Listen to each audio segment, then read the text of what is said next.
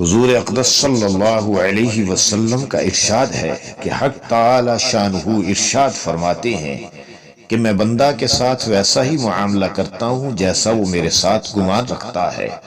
جب وہ مجھے یاد کرتا ہے تو میں اس کے ساتھ ہوتا ہوں، پس اگر وہ مجھے اپنے دل میں یاد کرتا ہے تو میں بھی اپنے دل میں اسے یاد کرتا ہوں۔ اگر وہ میرا مجمع میں ذکر کرتا ہے تو میں اس سے بہتر مجمع یعنی فرشتوں کے مجمع میں جو معصوم اور بے گناہ ہیں تذکرہ کرتا ہوں۔